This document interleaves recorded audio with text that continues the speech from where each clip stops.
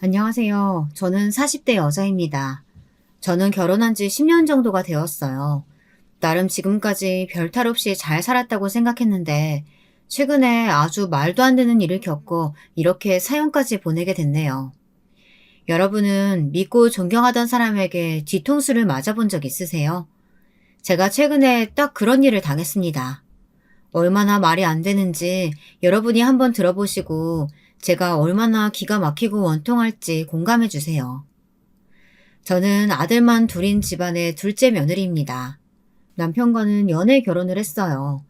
대학교에서 오랫동안 사무직으로 일하면서 남편과는 오다 가다 만났었는데 사람이 참 여유롭고 차분한 게 저와는 많이 다른 사람인 것 같더라고요. 남편과 같이 밥도 몇 번 먹고 술도 마셔보니 은근 저와 잘 맞았습니다. 제가 평소 여성적인 거랑은 굉장히 거리가 먼 사람이에요. 집에서도 직장에서도 어디를 가나 왜 이렇게 덤벙거리냐, 정신없자라는 말을 많이 들었습니다. 어릴 때부터 부모님이나 선생님들에게 이런저런 잔소리를 하도 듣다 보니 나이가 들수록 면역이 생겨 이제는 웬만한 말로는 상처도 받지 않았습니다. 세상 사람들이 너무 완벽하면 재미없잖아요. 저처럼 조금 부족한 사람도 있어야죠. 조금 부족해도 저는 언제나 긍정적이고 겸손하게 살았어요. 남편은 저의 그런 점이 좋았대요. 무슨 일이 있어도 좋게 받아들이려고 하고 긍정적으로 사는 모습이요. 어떨 땐 조금 태평해 보이기도 하지만 그것마저도 매력으로 보인다고 하더군요. 남편은 저와 데이트하는 동안 제가 어떤 실수를 해도 뭐라고 하지 않고 항상 웃고 넘겨줬어요. 그럴 수 있다면서요. 저는 남편이 바로 제가 기다렸던 사람이라는 생각이 단번에 들었습니다. 서로 마음이 통했으니 저희는 일사천리로 결혼식을 올렸습니다. 항상 제가 어딘가 모자라서 시집이나 갈까 걱정하시던 부모님은 결혼 이야기가 나오자마자 서두르셨어요. 지금까지 제가 그렇게 귀찮으셨나 싶어 조금 서운하기도 했지만 그때는 제가 남편에게 푹 빠져있을 때다 보니 뭐가 됐든 결혼만 하면 된다고 좋아했죠. 문제는 결혼은 연애와 너무도 다르다는 걸 몰랐다는 겁니다. 너무 늦게 깨달아 버렸어요. 저는 결혼한 순간부터 시어머니에게 혼났습니다.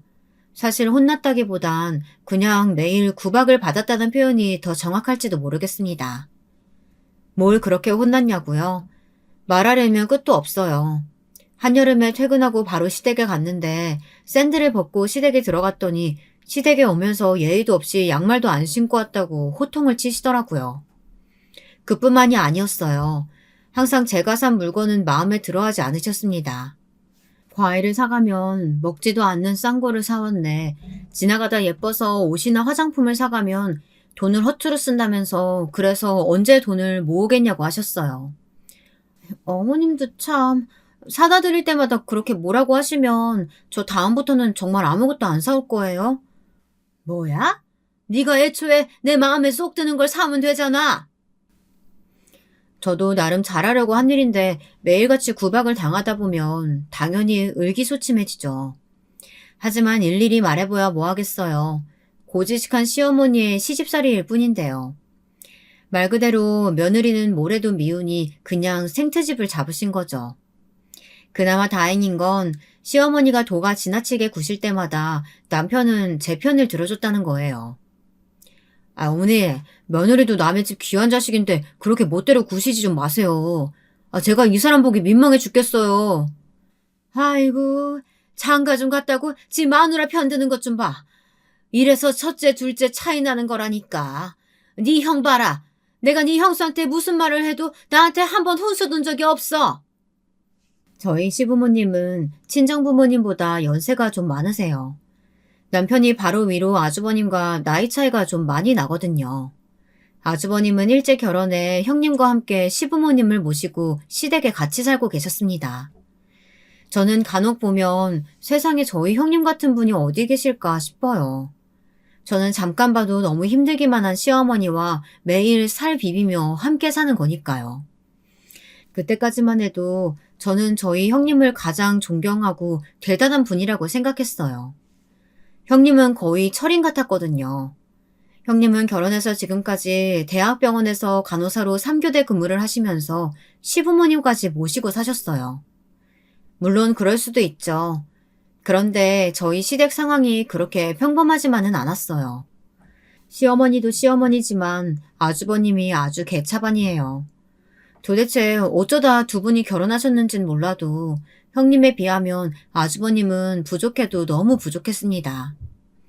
50이 다 되도록 제대로 된 직장도 없이 사셨다면 말 다 했죠. 아주버님은 여기저기 일용직을 전전하다가 그나마도 오래 다니질 못해서 결국 시아버님이 아시는 분에게 부탁해 운전 배달 일을 하시는데 그것도 매일 술을 마시고 늦게 들어와 새벽에 일어나지 못해 펑크를 내게 한두 번이 아니라고 하더라고요. 그런 남편과 살면서도 형님은 일절 싫은 소리 한 번 안 하시고 싸우지도 않으세요. 거기다가 시부모님을 얼마나 살뜰하게 챙기시는지 몰라요. 시어머니의 모진 구박도 다 감수하시면서요. 그런 분이 집안에 떡하니 계시다 보니 시어머니는 저를 더 마땅치 않게 여기셨죠. 당연한 게 제가 워낙 덤벙대고 차분하지를 못하잖아요. 저와 남편은 시댁에서 걸어서 5분 거리의 빌라에 살았습니다. 시어머니는 주말마다 시댁에서 함께 식사하기를 바라셨죠. 식사는 대부분 형님이 준비하셨고요. 한 번은 형님이 주말에 근무를 하게 되셔서 제가 맡아서 상을 차리고 설거지를 해야 했습니다. 사실 어려운 일은 아니에요. 형님이 미리 다 만들어 놓은 반찬과 찌개만 올리고 식사가 끝나면 설거지만 하면 되는 거니까요. 그런데 제가 어떤 애인지 아시죠? 친정부모님도 혀를 끌끌 차실 정도로 허술한 사람이다 보니 시댁에서도 매번 실수가 끊이질 않았습니다. 그날도 설거지를 하다 컵을 바닥에 떨어뜨렸어요. 다행히 깨지지는 않았는데 시어머니께서 주방으로 후다닥 오시더니 호통을 치셨습니다. 아이고 둘째 너는 설거지를 하라고 했더니만 주방에서 목욕을 한 거니? 바닥에 물 튄 것 좀 봐라. 나이도 적지 않은 애가 어쩜 설거지도 하나 못하니? 그러게요. 저도 제가 왜 이러는지 모르겠어요. 그래서 저희 친정어머니는 아예 주방에 들어오지 못하게 하셨다니까요. 저는 시어머니가 무서워서 말을 돌려보려고 농담 삼아 한 이야기였는데 시어머니 귀에는 그렇게 들리지 않으셨나 봐요. 너 지금 나한테 귀하게 자란 외동딸 상찰이라고 하고 설거지 좀 시켰다고 면박 주는 거니? 아휴, 그렇게 하기 싫으면 하지 마. 어머니, 저는 그런 게 아니라 그냥 농담으로 한 소린데. 농담? 내가 네 친구니? 어디 감히 며느리가 시어머니랑 농담 따먹기를 해? 제가 세상을 몰라도 너무 모르는 걸까요? 저는 시어머니가 하시는 말은 다 알아듣지를 못했어요. 자꾸 감히 며느리가 너는 여자애가 어떻게 살았길래 이런 식의 이야기를 아무 때나 하시는데 저는 많이 놀랐습니다. 사실 저도 알긴 압니다. 제가 며느리로서 많이 부족한 사람이라는 걸요. 하지만 아무리 그래도 살다 이런 대접은 처음 받아봤어요. 시어머니는 제게 걸레를 던지시며 당장 바닥부터 닦으라고 소리를 지르셨죠. 둘째 너 때문에 주방에 더 있다가는 미끄러져서 골로 가게 생겼다. 아휴, 빨리 바닥에 물기부터 닦아. 그때였습니다. 마침 퇴근한 형님이 거실에 계신 시아버지에게 인사를 하면서 주방으로 들어오시는 소리가 들리더라고요. 어머 동서, 일하고 와서 밥상 차리기도 힘들었을 텐데 설거지까지 하고 있었구나. 내가 와서 도와주려고 빨리 왔는데. 큰애야, 너는 시어미는 안 보이니? 으이구, 며느리가 둘씩이나 있으면 뭘 해. 마음에 드는 물건이라고는 없는데. 이러니 제가 형님을 존경하지 않을 수가 없었습니다. 시어머니가 저에게만 그러시는 거면 저도 그러려니 하겠어요. 그런데 뭐든지 척척 잘하시는 형님에게까지 모진 구박을 하시더라고요. 형님은 지금까지 어떻게 매일 고된 시집살이를 견디셨을까 싶었습니다. 형님은 퇴근하고 오자마자 식사도 안 하시고 주방 정리부터 하셨어요. 거기다가 제게 낯선 살림이라 힘들었을 텐데 고생했다고 위로를 해주셨죠. 시어머니가 말은 저렇게 하셔도 속정은 있는 분이라고 하시면서요. 형님도 아직도 부족해 매일 시어머니에게 혼나지만 그것도 그때뿐이지 뒤끝이 있는 분은 아니랍니다. 저도 저지만 형님도 정신력 하나는 정말 대단한 분이라고 인정했습니다. 형님이 대단한 건 그뿐만이 아니었어요. 보면 볼수록 아주버님이 시어머니를 많이 닮은 것 같더군요. 두 분 다 술을 너무 좋아해요. 술이야 좋아할 수도 있죠. 그런데 안 그래도 툭하면 욱하시는 두 분이 술만 먹으면 사고를 친다는 게 아주 큰 문제였습니다. 한 번은 그런 적도 있었어요. 제가 결혼한 지 얼마 안 됐을 때의 일입니다. 명절이라 저와 남편이 시댁에 갔어요. 저도 나름 아침에 눈을 뜨자마자 일찌감치 갔는데 시어머니와 형님은 벌써부터 전을 부치기 시작했더라고요. 거기다가 시어머니는 혼자 반주를 하고 계셨어요. 저는 눈치껏 곧바로 주방에 들어가 시어머니와 형님을 도왔습니다. 남편은 시아버지와 제사 준비를 하고 있었고요. 그런데 시간이 지나도 아주버님이 안 보이시는 거예요. 그래서 저는 형님에게 아주버님은 어디 가셨냐고 물었습니다. 그러자 대뜸 옆에 계시던 시어머니가 버럭 소리를 질렀어요. 둘째 너는 애가 몸만 굶뜬 게 아니라 생각도 굶뜨구나. 안 그래도 그놈의 자식 때문에 속 시끄러워 죽겠는데 왜 괜한 걸 묻고 있어? 알고 보니 저와 남편이 오기 전에 이미 시어머니와 시아버지가 한판 하셨대요. 그 전날 아주버님께서 술을 마시러 나가서는 들어오지 않으신 거였죠. 그 사실을 아신 시아버지가 새벽 내내 아주버님에게 전화를 걸었는데 아주버님은 전화도 받지 않고 지금까지 들어오질 않으신 거예요. 그런 와중에 화가 난 시아버지 앞에서 시어머니는 아주버님 편을 들었고 결국 두 분이 대판 싸우신 거죠. 거기다 대고 제가 아주버님에 대해 물었으니 시어머니의 화가 괜히 제게 튄 거였어요. 아들 새끼 그따위로 키워놓고 어디서 엄한 둘째한테 화를 내고 있어. 내가 당신 이러니까 안 된다는 거야. 그런 못난 아들놈 새끼는 매일 싸우들고 그러니까 그 자식이 정신을 못 차리지. 저는 결혼한 지 얼마 안 돼서 잘 몰랐지만 아주버님께서 술만 드시면 외박하시는 일이 자주 있는 일인가 보더군요. 저는 제가 괜한 말을 꺼냈나 싶어 눈치를 보며 조용히 이를 거들었습니다. 그때였습니다. 현관문이 열리는 소리가 들리더니 술에 잔뜩 취한 아주버님의 목소리가 거실에 울렸어요. 그리고는 곧바로 시끌벅적한 소리가 들리더군요. 저는 아주버님이 손님이라도 데려오신 건가 싶어 제가 제일 먼저 주방을 나섰습니다. 그런데 제 눈앞에 믿을 수 없는 광경이 펼쳐져 있었어요. 글쎄 아주버님께서 웬 여자들을 양쪽에 끼고 집에 들어왔더라고요. 어깨며 가슴이 훤히 드러나는 홀복을 입은 여자들을 데리고요. 너 이 자식! 네가 드디어 미쳤구나! 시아버지는 그 모습을 보자마자 뒷골이 당기시는지 뒷덜미를 잡으셨어요. 아버지, 명절이라고 집에서 전이나 부치고 제사 지내면 뭐해요? 오랜만에 가족끼리 다 모였으면 재밌게 놀아야죠. 야, 너희들 뭐하고 있어? 빨리 주방에 가서 술 가지고 와. 재수씨, 우리 같이 춤추고 노래도 부를까요? 아주버님은 완전 술에 취해 정신을 못 차렸어요. 몸도 제대로 못 가누면서 저에게 같이 춤을 추자며 제 앞에서 몸을 흔들더라고요. 형, 이게 뭐 하는 짓이야? 도대체 술을 얼마나 먹은 거야? 양쪽에 여자들을 낀 상태로 고주망태에 헛소리를 해대는 아주버님을 남편이 붙잡아 방으로 데려가려고 했습니다.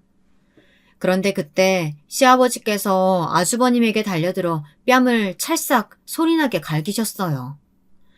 내가 어쩌다가 너 같은 자식을 장남이라고 낳았는지 모르겠다. 지금 당장 이 집에서 나가! 당신 미쳤어?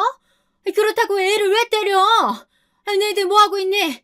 얼른 우리 집 장남 데리고 들어가. 시어머니는 저런 짓까지 하는 아들이 꼴의 장남이라고 싸고 돌았습니다. 남편은 곧바로 아주버님을 데리고 방에 들어갔고 아버님은 답답하다는 듯 가슴을 치셨어요. 시어머니는 거실에 서 있는 술집 여자들더러 당장 집에서 나가라고 소리치셨습니다. 가관인 건 그 여자들이 시어머니에게 돈을 요구했다는 겁니다. 여기까지 따라오면 아주버님이 돈을 주겠다고 했다네요. 저희 시어머니가 어떤 분입니까? 절대 돈을 주실 리가 없었죠. 그러자 여자들은 이런 경우가 어디 있냐면서 길길이 날뛰었습니다. 그때였어요. 아주버님이 그 난리를 피워도 내내 주방에 계시던 형님이 그제야 거실로 나왔습니다. 그러고는 아주버님이 얼마 준다고 했냐고 여자들에게 묻더니 지갑에서 돈을 꺼내주고 돌려보냈습니다. 너는 왜 저런 년들한테 돈을 줘? 돈이 썩어나니? 그럼 어떡해요. 돈 안 주면 안 나간다는데. 저 여자들하고 같이 앉아서 술이라도 먹어요? 너 남편이 집에 술집 년들 좀 데려왔다고 지금 내 앞에서 큰 소리 치는 거야? 그만 안 해? 집안 꼴 아주 잘 돌아간다. 잘 돌아가. 시아버지의 호통에 형님은 아무 일 없다는 듯 주방으로 돌아가 다시 전을 부쳤어요. 아무리 차분하고 어른스러운 형님이라도 어떻게 이런 상황에 저렇게 차분할 수가 있나 싶더군요. 형님은 오히려 제게 사과했어요. 못 볼 꼴을 보였다면서요. 저는 괜찮으시냐고 제가 마저 할 테니 좀 들어가서 쉬시라고 했습니다. 동서는 어릴 때 부모님 곁에서 곱게 자라 이런 일 낯설지? 난 동서랑 달라. 이런 일 정도는 아무렇지도 않아. 저는 형님 말에 저도 모르게 순간 어깨가 움찔거렸어요. 형님의 눈빛이 평소 형님 같지 않았거든요. 뭐랄까, 형님의 말이 단호하면서도 어딘가 쎄한 느낌이 들었어요. 그런 형님을 보고 남편은 강단이 있어서 그런 거라고 하더군요. 남편 말이 형님은 어려서부터 찢어지게 가난한 집에 장녀로 자라 집안의 가장으로 컸대요. 공부도 잘했다는데 집안 형편상 공부를 오래 할 수 없어 취업이 잘 되는 간호대학을 갔대요. 그때부터 하루 종일 병원에서 일하며 버는 족족 집안에 가져다 준 거였죠. 더군다나 형님네 부모님은 가난하기만 한 게 아니라 굉장히 무책임한 분들이셨대요. 돈이 없으면 여기저기 돈을 빌려 쓰기만 하고 갚지 않아 집안에 항상 빚이 있었답니다. 갑자기 빚쟁이들이 찾아와 돈 내놓으라고 하면 형님은 있는 돈 다 털어 갚기를 반복해야 할 정도였대요. 거기서 끝이 아니었습니다. 더 충격적인 사실이 남아 있었어요. 남편에게 형님에게 대해 듣는 내내 저는 궁금증이 하나 생겼습니다. 어릴 때부터 평생 고생만 하신 형님이 왜 하필이면 아주버님 같은 남자를 만나 결혼했을까 궁금하더군요. 그런데 알고 보니 형님과 아주버님은 어쩔 수 없이 결혼하신 거였어요. 형님네 친정 부모님께서 저희 시부모님에게 빚을 지셨대요. 두 집안은 오래전부터 한 동네에 살며 알던 사이였답니다. 아주버님이랑 형님이 아주 어렸을 때부터 부모님들끼리 이미 알고 지내셨던 거죠. 저희 시아버지가 40년 넘게 공인중개사로 일하셨어요. 형님 된 부모님께서 시아버지 부동산에서 거래를 자주 하셨나 봐요. 형편이 좋지 않아 이사를 자주 다녀서 시아버지는 형님네 집에 대해 쏙쏙들이 다 알고 계셨던 거죠. 그러다 한 번은 무슨 사정인지 보증금까지 다 까이고 집을 못 구해 발을 동동 구르는 형님네를 시아버지께서 도와주셨답니다. 시아버지께서 돈을 빌려주셨대요. 형편이 좋지 않았던 형님네 부모님은 당연히 빚을 갚지 못했어요. 그런데 어릴 때부터 형님을 눈여겨보던 시아버지께서 빚을 대신에 그럼 딸을 달라고 했답니다. 사돈이나 맺자면서요. 시작은 농담이었지만 형님네 부모님께서는 농담으로 여기지 않았습니다. 오히려 이게 웬 떡이냐 싶었던 거죠. 지금 같은 시대에 정말 말도 안 되는 일이었지만 형님과 아주버님은 반강제로 결혼하게 됐다네요. 저는 제 귀로 직접 듣고도 믿을 수가 없었습니다. 아무리 그래도 아버님이 너무하신 거 아니야? 돈을 빌려놓고 안 갚은 건 잘못된 일이지만 그렇다고 그걸 가지고 딸을 내놓으라니 돈으로 사겠다는 것도 아니고 그게 뭐야. 저는 제 일도 아닌데 마음이 안 좋았습니다. 당시에 형님 기분이 어땠을지 생각하니 너무 화가 났어요. 아주버님이 술집 여자들을 집에 데리고 왔을 때 형님이 너무 아무렇지 않은 얼굴로 이런 일은 일도 아니라고 했던 말이 떠오르더군요. 왜 그런 소리를 했는지 알겠더라고요. 말로만 들으면 안 좋게 들릴 수 있는데 자기도 알잖아. 아버지가 형수 얼마나 예뻐하는지.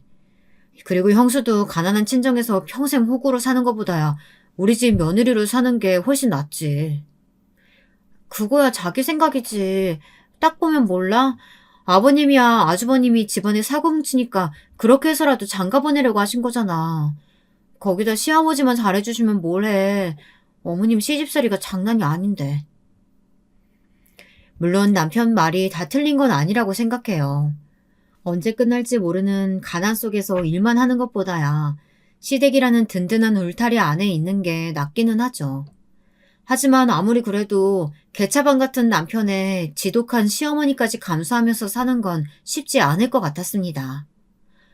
그래도 우리 아버지가 아들들보다 형수를 더 이뻐하잖아. 저번에 형수 생일 때 아버지가 형수한테 현금으로 300만 원이나 주셨다니까? 가방 사라고. 그러니까 자기도 우리 아버지한테 잘해. 남편은 농담으로 넘겼지만 저는 형님이 걱정됐습니다. 평소에도 형님 표정이 어두워 보이는 게 항상 신경이 쓰였었는데 남편 이야기를 다 듣고 나니 이해가 됐어요. 사랑도 없이 부모님들의 성화에 못 이겨 한 결혼인데다가 남편이며 시어머니가 정상은 아니니까요. 불행한 결혼 생활이 그깟 돈으로 극복이 될까 싶기도 하다가도 한편으로는 극복이 될 수도 있겠다는 생각이 들었어요. 사실 저희 시아버지께서 재산이 많긴 많거든요. 현재 형님네와 함께 사는 5층짜리 건물도 시아버지 건물인데다가 이 동네에만 알게 모르게 시아버지 건물이 몇 개 있다고 들었어요. 평생 부동산을 해오신 분이기 때문에 땅이나 건물에도 투자를 많이 하셨거든요. 저는 진심으로 궁금해서 간혹 남편에게 물었어요. 시아버지가 가진 재산이 어느 정도 되냐고요. 그런데 남편도 전혀 모른답니다. 시아버지가 얼마나 철저하게 숨기시는지 자식은커녕 시어머니에게조차 다 이야기하지 않으셨대요. 관리도 본인이 다 하시고 시어머니에게는 달마다 생활비만 주신답니다. 저도 결혼 생활 몇 년 해보니 시댁의 분위기를 얼추 알게 됐습니다. 제 생각이 맞았어요. 시아버지는 형님이 얌전하고 참해서 예뻐하시는 것도 맞았지만 친정이 가난하다는 게 가장 마음에 드셨던 것 같아요. 제가 그걸 어떻게 알았냐고요? 시어머니가 저도 많이 괴롭히셨지만 형님에게는 좀 심하다 싶을 정도로 하실 때가 있었어요. 너희 친정은 도대체 언제까지 그러고 산다니? 이번에는 아예 월세도 안 보냈더라? 어머니가 바쁘셔서 깜빡하셨나 봐요. 제가 지금 바로 먼저 보내드릴게요. 간호사 월급 얼마나 된다고 네 부모 월세까지 내주니? 너 우리 같은 시댁도 없다? 세상에 사돈네한테 월세집까지 내주는 시댁이 어딨어. 우리가 보살이지 보살. 알고 보니 형님네 부모님께서 시아버지가 가지고 계신 빌라에 월세로 살고 있더라고요. 그만해. 그깟 돈 몇 푼 가지고 그런 소리 하고 있어. 그네 너 신경 쓸 거 없다. 이래서 내가 월세 내지 말고 그냥 살라고 한 건데. 괜한 자존심은. 그네 네가 부모님께 말씀드려라. 다음 달부터는 월세 보내지 말라고. 저도 있는 자리에서 저런 소리까지 꼭 하셔야 하나라는 생각이 들 정도로 저는 민망했습니다. 거기다가 시아버지는 한술 더 뜨시더군요. 이놈은 또 술 먹고 아직도 안 들어온 거야? 큰애 너는 다른 거 신경 쓰지 말고 남편 단속이나 좀 하라니까. 그게 그렇게 힘드냐? 시아버지는 친정 부모님 돈 이야기를 하고서는 곧바로 아주버님을 좀 챙기라고 하시더군요. 시어머니도 시어머니였지만 시아버지도 참 대단하신 분이라는 생각이 들었습니다. 이래서 형님이랑 아주버님을 결혼시킨 거예요. 못난 아들 옆에서 챙길 시녀가 필요했던 거죠. 저는 여러모로 형님이 안쓰러웠습니다. 어머님 아버님 말씀도 안 듣는 사람이 제가 말한다고 듣겠어요? 그냥 그 사람이 원하는 대로 건물 하나 해주시면 아버님 말씀 잘 들을걸요? 그날은 형님도 기분이 상하셨는지 평소와 다르게 할 말을 다 하시더라고요. 저는 속으로 은근 형님을 응원했습니다. 와, 얘 말하는 것 좀 봐. 내가 너 우리 집에 한몫 단단히 잡으려고 시집 온 걸 줄이야 진작 알았지만 진짜 영악하구나. 그게 무슨 말씀이세요? 우리 아들 핑계대면서 네가 한몫 챙기려는 거겠지. 첫째 너 우리 집에 시집 오는 조건으로 너희 집 빚 다 탕감해준 거 잊었니? 설마 그거로도 만족이 안 돼? 어머님, 말씀이 너무 심하시네요. 제가 진빚도 아닌데 자꾸 그거 가지고 약점이라도 잡은 것처럼 구시는데 저 너무 힘들어요. 그리고 지금까지 제가 일하면서 어머니 아들 먹여 살린 거 생각 안 하세요? 그 사람 저 아니었으면 지금까지 손가락 빨았을 거라고요. 웃기고 있네. 우리가 너희 부모 같은 줄 아니? 우리 아들 손가락 왜 빨게 해? 그리고 네가 받은 월급 친정에 퍼다 주는 거 내가 모를까 봐? 시어머니 특기가 원래 확인도 되지 않은 말을 가지고 꼬투리를 잡는 거였어요. 저는 아무래도 이대로 있으면 안 될 것 같아 시어머니에게 고정하시라고 말렸습니다. 그런데 그때 형님께서 시어머니를 차가운 눈으로 확 쏘아보더니 집을 나가버리시더라고요. 그런 형님의 태도에 시어머니는 화를 내셨지만 저는 이해가 됐습니다. 오히려 지금까지 이런 모욕을 참고 사셨다는 게 대단하기만 했습니다. 그날 일이 있고 저는 걱정이 돼서 몇 번 시댁을 갔었는데요. 다행히도 전과 특별히 달라진 건 없어 보였어요. 오히려 전보다 형님과 시아버지 사이가 더 좋아 보이더라고요. 제가 갔을 때 시아버지가 식사도 안 하시고 입맛이 없다며 방에 들어가 버리셨어요. 그러자 형님이 자리에서 일어나 과일과 떡을 데워 따로 시아버지에게 가져다 드리더라고요. 저는 역시 형님이다 싶었습니다. 그런데 얼마 뒤 믿기지 않는 일이 벌어졌습니다. 갑자기 시어머니가 사라지셨어요. 아니, 집을 나가셨습니다. 믿기지 않았지만 시아버지 말씀이 시어머니께서 상간남이 있었대요. 그래서 얼마 전 갔을 때 시아버지는 식사도 못하실 정도로 컨디션이 좋지 않았던 거예요. 시어머니의 불륜 사실을 가장 먼저 한 건 형님이었습니다. 형님이 시어머니 핸드폰에서 이상한 걸 발견했답니다. 핸드폰에 저장되지 않은 모르는 번호와 여러 번 전화통화를 하고 주고받은 메시지까지 있었대요. 아무래도 메시지 내용이 이상했던 형님은 시어머니를 미행했답니다. 그런데 시어머니께서 불륜을 저지르고 있었던 게 맞대요. 그 남자와 서로 손도 잡고 스킨십도 하는 모습까지 똑똑히 봤답니다. 그 일에 대해 형님이 시어머니를 추궁했더니 시어머니께서 집을 나가버렸대요. 저는 믿기지 않았습니다. 시어머니가 물론 좋은 분은 아니었지만 아무리 그래도 금이야 오기야 하는 아들들을 두고 고작 남자 때문에 집을 나갈 뿐이라는 생각이 들지는 않았거든요. 하지만 형님 말이다 보니 안 믿을 수가 없었어요. 형님이 절대 거짓말을 할 분은 아니니까요. 내가 이럴 줄 알았어. 그 망할 놈의 옆에 내가 결국은 날 배신할 줄 알았다고. 시어머니 일로 시아버지는 충격이 크셨던 것 같아요. 여전히 식사도 잘 못하시고 정신도 온전치 않으셨어요. 꼭 정신줄을 놓은 사람처럼 하루 종일 멍한 얼굴로 창밖만 보고 계시다가 갑자기 눈물을 펑펑 쏟으시기도 했어요.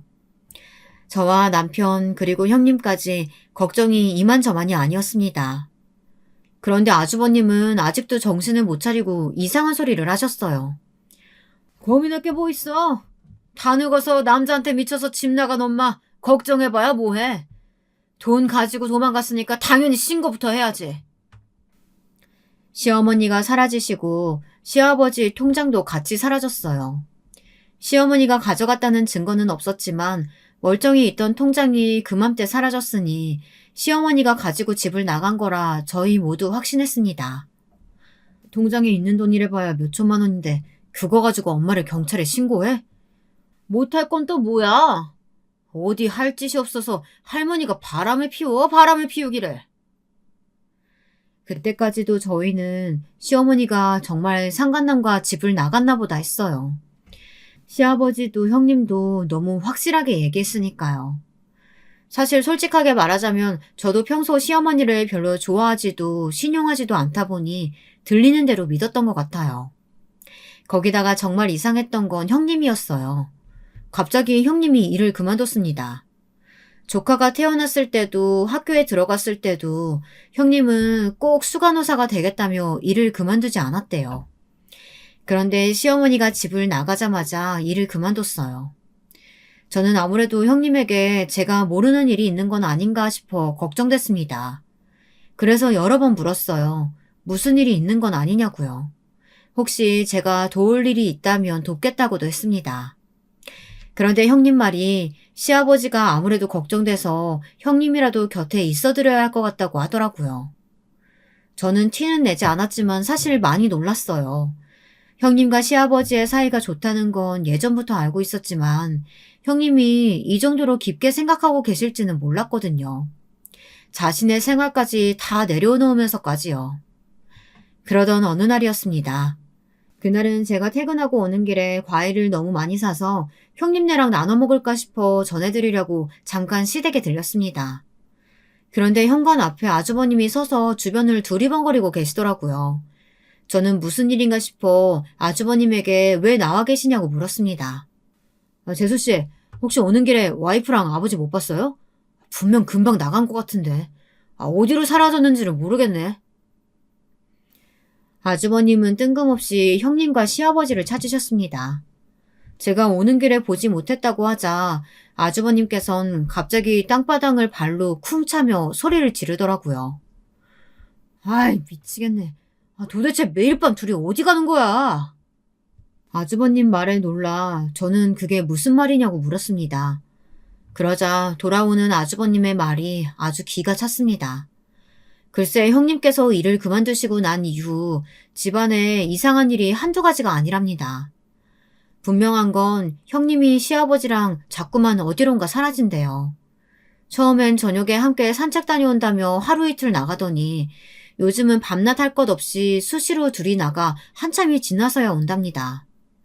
시아버지는 집에 들어오자마자 피곤하다며 방에 들어가 주무셨고 형님은 아주버님이 어딜 갔다 왔냐고 물어도 별 대답이 없었대요. 그냥 시아버지께서 자꾸 소화가 안 된다고 하셔서 산책을 다녀왔다고만 한대요. 저는 형님이 뭐하러 거짓말을 하시겠냐고 했어요. 그럴 이유가 뭐가 있냐고요.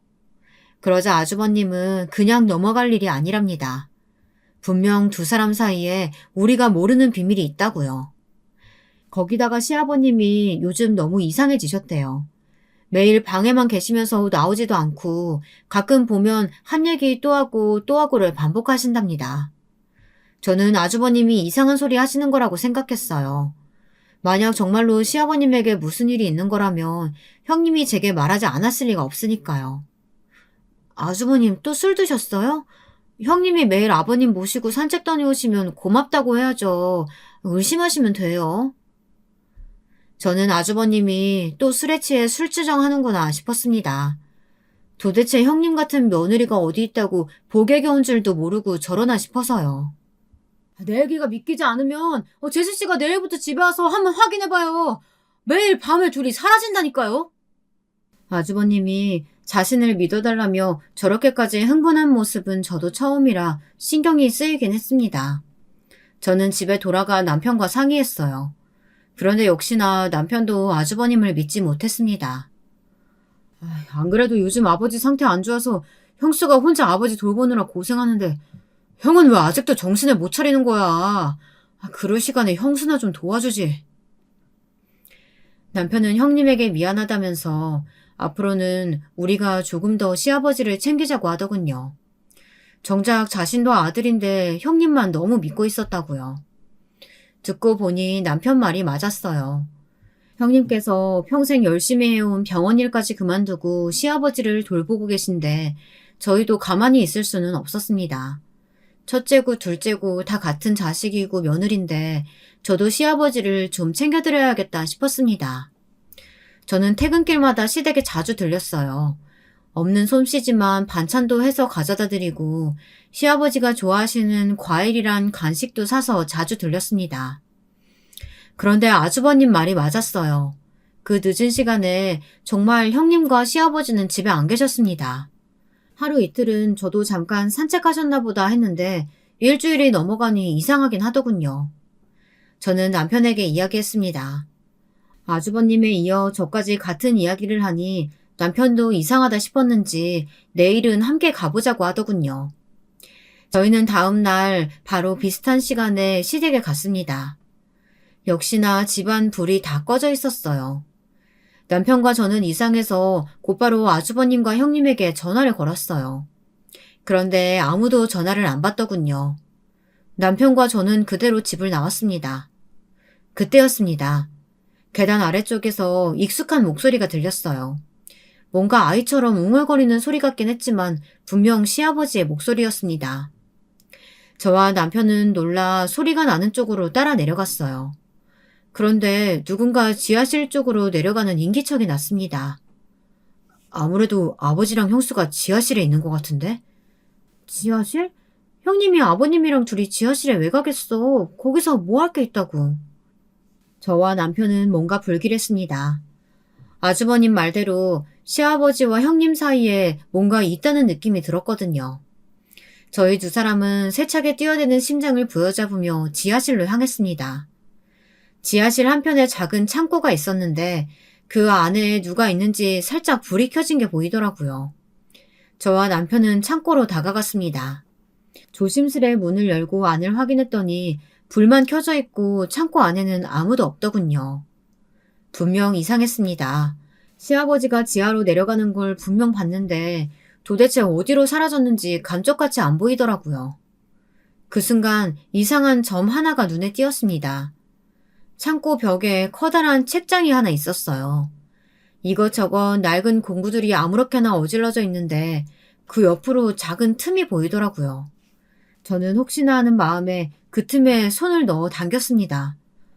어머, 이게 뭐야? 저는 직접 제 눈으로 보고도 믿을 수가 없었습니다.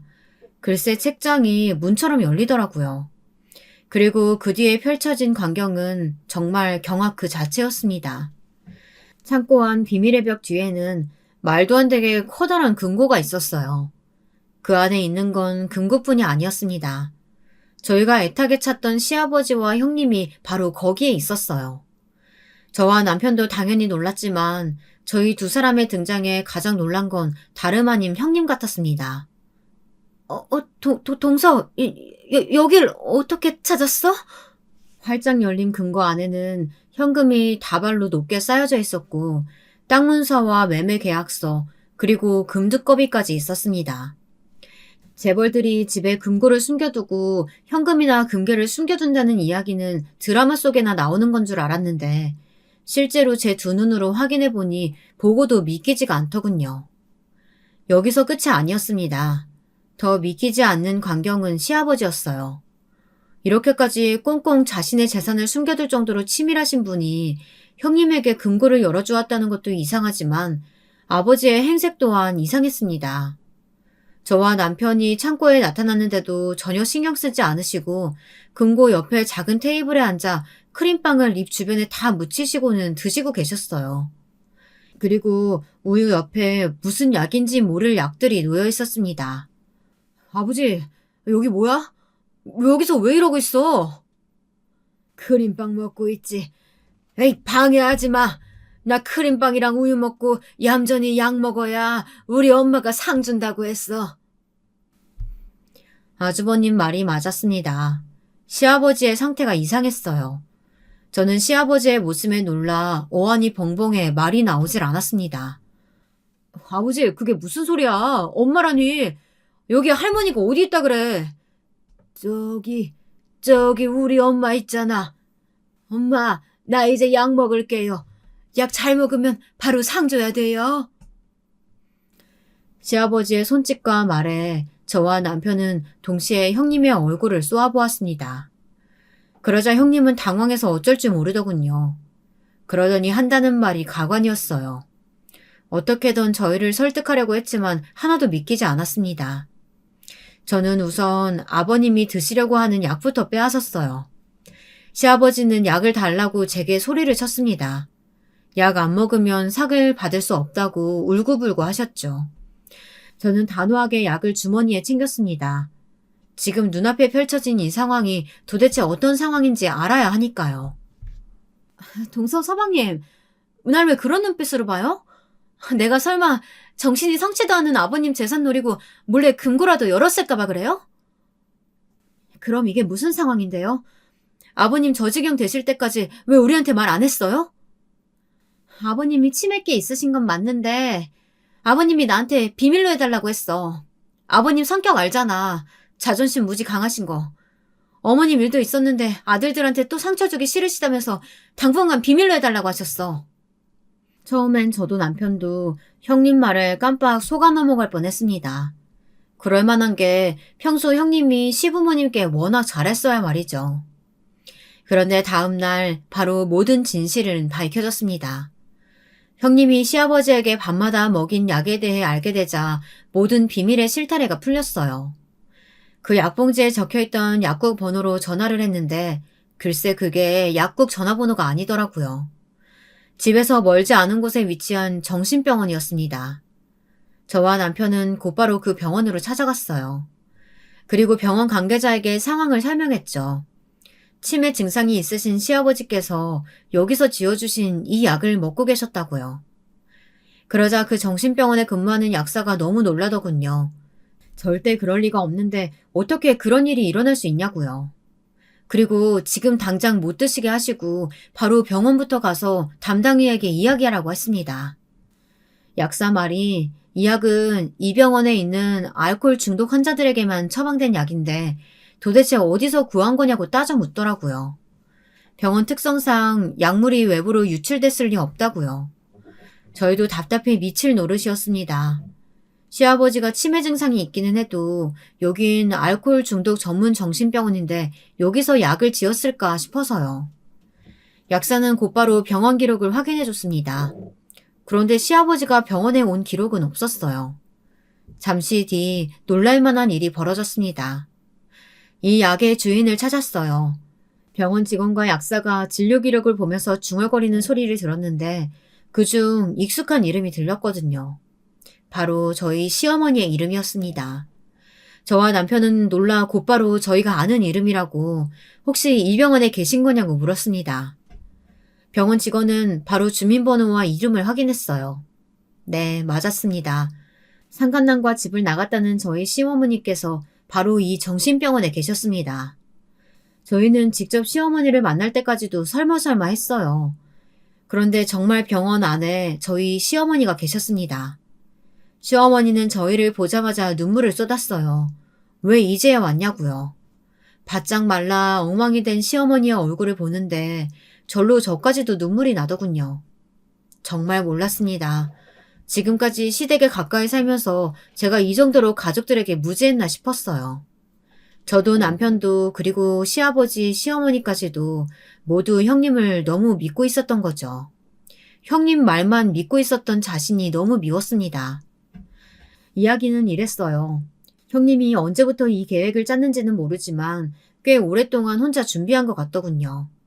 처음에 이 집에 시집 온 게 부당하다고 생각해서 그런 건지 아니면 결혼하고 보니 시어머니가 말도 안 되는 거로 본인을 괴롭히니 그거에 화가 나서 그런 건지 지금까지도 모릅니다. 형님이 말하지 않고 있거든요. 하지만 아무리 그렇다고 해도 방법이 아주 잔인했어요. 시어머니가 술을 좋아하시기야 했지만 항상 술에 취해서 저희를 구박하신 건 아니었어요. 그냥 시어머니 자체가 며느리들을 무시하고 괴롭히는 분이었죠. 어떻게 보면 그것도 정신병일 수도 있지만 분명한 건 알코올 중독은 아니라는 겁니다. 형님은 시어머니를 어떻게 정신병원에 입원시킬 수 있었던 걸까요? 그것도 알코올 중독으로요.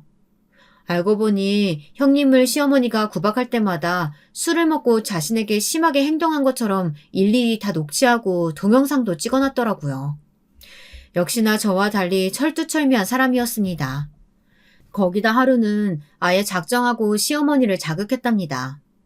집안에는 아무것도 없었고 어머니와 형님 둘뿐이었대요.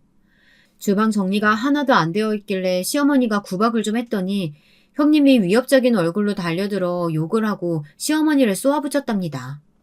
평소 시어머니 말이라면 껌뻑 줬던 며느리가 생판 난리를 치니 시어머니가 참을 리 없었죠. 그런데 그때 말도 안 되는 일이 일어난 거예요. 시어머니가 소리를 지르자마자 형님이 갑자기 다가와 퍽 소리가 날 정도로 시어머니 머리통을 갈겼답니다. 거기에 시어머니가 흥분해 형님에게 물건을 집어던지고 이것저것 깨부신 거죠. 그 순간 형님의 행동이 기가 막힙니다. 갑자기 바닥에 부서진 파편 위로 쓰러지더니 그 위를 뒹굴었대요. 그러면서 소리까지 질렀답니다. 어머니 왜 이러세요? 하지 마세요. 제발 그만해요! 어머님이 물건을 집어던진 시점부터 다 동영상으로 찍고 있었답니다.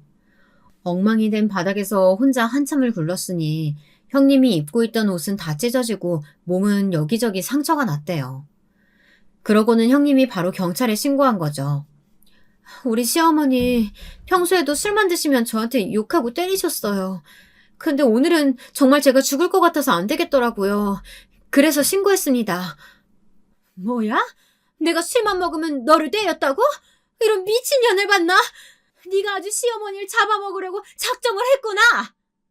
경찰들은 난장판이 된 현장과 동영상, 그리고 형님의 엉망이 된 몰골을 봤으니 형님의 말을 믿을 수밖에 없었죠. 거기다가 시어머니 성격이 보통이신가요? 그런 상황에서도 난동을 부리면서 형님을 가만 안 두겠다고 달려드시니 현장에서 바로 경찰에게 체포가 됐습니다.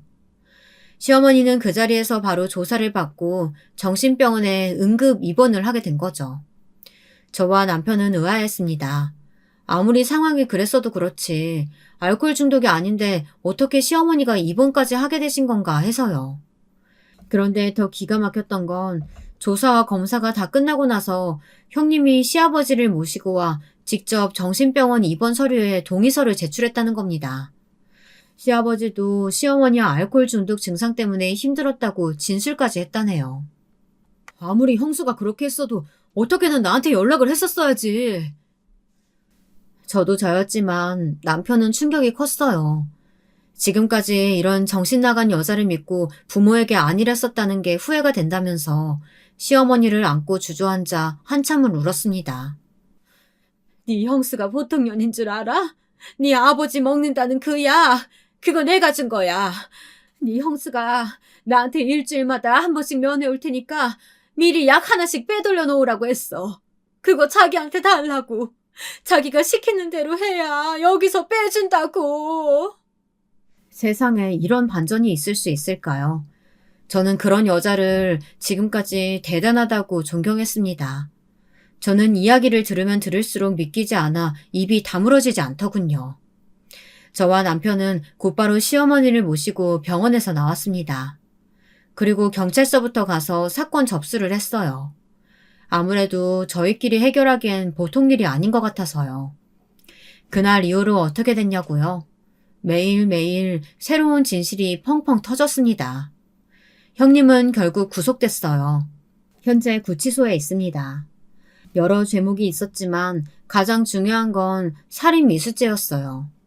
저희가 그제라도 형님의 진실을 알지 못했다면 형님은 시아버지에게 약을 먹인 것도 모자라 아주버님까지 정신병원에 넣을 준비를 하고 있었더라고요. 시어머니 이후 바로 똑같은 방법을 쓸 수는 없으니 혼자 자신의 핸드폰으로 정신병원에 넣을 수 있는 방법을 수시로 검색해본 기록을 찾았습니다.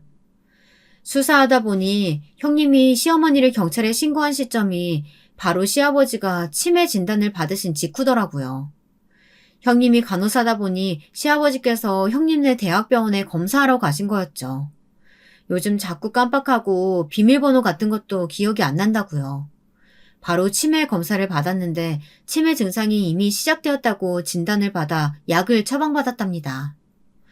그 순간 형님은 이 말도 안 되는 잔인한 계획을 짠 거예요. 안 그래도 어떻게 하면 시어머니에게 복수할 수 있을까 내내 생각하던 사람이었으니 철저하게 계획을 짠 거죠. 그날부터 시아버지의 치매약을 드리지 않고 대충 비슷하게 생긴 비타민을 드렸답니다. 그래서 그렇게 단시간에 시아버지의 치매 증상이 심해지신 거였어요. 시아버지도 자존심이 강한 분이다 보니 형님에게 당분간은 가족들에게 비밀로 해달라고 했대요. 그러던 중 형님을 강하게 신뢰하고 계셨던 시아버지는 형님에게 금고에 대해 알려주신 거죠. 비밀번호까지 모두 다요. 그 큰 금고 안에 현금과 금두꺼비까지 보았으니 형님은 더 욕심이 났던 겁니다. 먼저 치매에 걸린 시아버지에게 슬슬 시어머니가 바람난 것 같다고 이간질을 한 후 시어머니를 경찰에 신고하고 정신병원에 보낸 거죠. 그러다 그제야 가족 동의가 있어야 한다는 사실을 안 형님이 시아버지에게 시어머니의 핸드폰을 조작해 바람이 난 증거를 보여주고 그 사실을 안 자신에게 물건을 집어던지고 때렸다며 현재 정신병원에서 검사 중이라고 말한 거예요. 그랬더니 정신도 온전치 않은 시아버지께서 욱하는 마음에 동의서를 써준 거였습니다. 들으면 들을수록 놀랍더군요. 그런 주도면밀한 사람이 지금까지 어떻게 숨기고 살았을까 싶을 정도로 저는 경악했습니다. 경찰 조사에서 형님의 만행은 전부 다 밝혀졌어요. 시어머니에게 빼돌린 약을 시아버지에게 일부러 먹였다는 정황이 확인되어 살인 미수로 고소를 당한 상태예요. 치매 환자에게 정신과 약을 먹이면 부작용으로 공격적인 증상이 더 강해지기도 하지만 심하면 신체적 손상까지 올 수 있다네요. 그 사실을 간호사인 형님이 몰랐을 리 없잖아요. 고소는 아직 진행 중입니다. 변호사 말이 형은 확정일 것 같다고 하더군요. 그거야 당연한 일이지만 저희에게는 씻을 수 없는 상처가 남았으니 이 상처들을 어떻게 회복해야 할지 모르겠네요. 물론 시부모님도 아주버님도 형님에게 너무한 부분들이 있습니다. 어쩌면 저와 남편도 가족들에게 너무 소홀했는지도 모르고요. 하지만 그 죗값이 너무도 가혹했습니다. 시어머니는 그때의 충격으로 쇠약해지셔서 아예 집 밖으로 나가지 못하세요. 누구도 믿지 못하겠다면서요. 시아버지는 요양원에 계십니다. 손 쓸 수 없을 정도로 치매가 심해지셔서 집안에서 생활하는 게 불가능할 정도로 공격성이 강하시거든요. 평생을 모아둔 재산을 어디다가 숨겼는지도 기억 못하실 정도로 상태가 좋지 않습니다. 거기다가 시어머니께서 바람을 피웠다고 이미 확신하고 계셔서 그에 대한 분노가 가장 컸습니다. 시어머니만 보면 물건을 던지고 화를 내셔서 도저히 두 분이 한 집에서 사실 수가 없는 지경이었죠. 그래도 아주버님께서 이 일로 많은 생각을 하셨는지 시어머니를 돌보면서 같이 살고 계세요. 어쩌다 이런 일이 생겼는지 모르겠습니다. 가장 가깝다면 가까운 사람들끼리 서로에게 상처 주고 상처받다 결국 이런 사달이 나버렸죠. 저와 남편은 지난날 저희가 놓치고 있었던 부분을 반성하며 노력하고 있습니다. 시아버지에게 자주 찾아가고 있고 시어머니와 아주버님과도 자주 시간을 보내려고 노력하고 있습니다. 이 상처가 형님이 감옥에 가게 된다고 해서 사라질지는 모르겠지만 그래도 이겨낼 수 있는 방법을 찾아보려 노력하는 중이에요. 여러분도 우리 가족 많이 응원해주세요. 지금까지 기나긴 저의 이야기 들어주셔서 감사합니다.